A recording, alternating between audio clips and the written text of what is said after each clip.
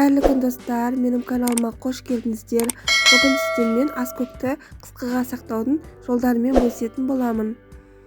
Бақшамда аскөктер көбірек шығып кеткендіктен мен аскөктерді қысқыға дайындап алайын деп шештім. Аскөкті алдын ала мен жуып алған болатынмын.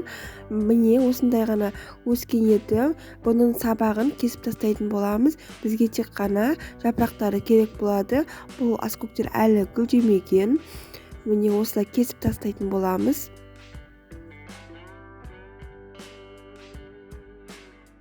Аскөктерді осылай уақтап кесіп шығамыз, және де қағаз сүлгіге немесе осындай қағаз газеттің үстіне жаятын боламыз.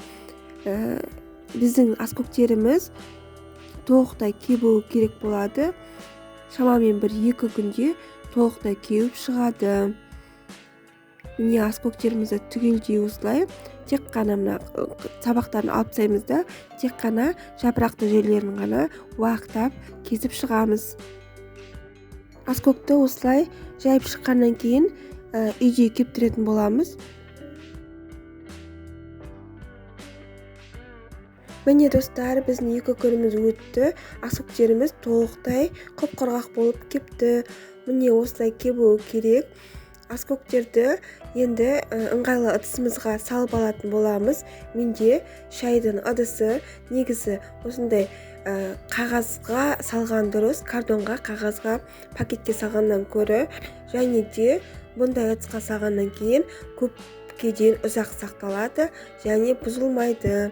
Құп-құрғақ болып, осылай қыс бойы пайдалана беруге болады. Аскөктерді қысқыға сақтаудың екінші жолы бұл аскөктерді осылай мұздатқышта сақтау. Аскөктердің тек қана түбін ғана кесіп тастап, бөлік-бөліктерге бөліп, жіптің көмегімен орап, қысқыға сақтайтын боламыз. Бұларды пакетке салып, мұздатқышта сақталады. Бұлай сақталған аскөктер кептірілген аскөкке қарағанда өзінің балғындығын сақтап қалады. Осылай пайдалансаңыз да болады. Міне достар, аскөкті осылай қысқыға мен сақтаймын. Сіздерге бұл ақпарат ұнаса, менің каналыма тіркеліп, лайк басып, комментарий қалдырып кетуді ұмытпаңыздар. Әлі талай видеолармен бөлісіп тұратын боламын. Сау болыңыздар.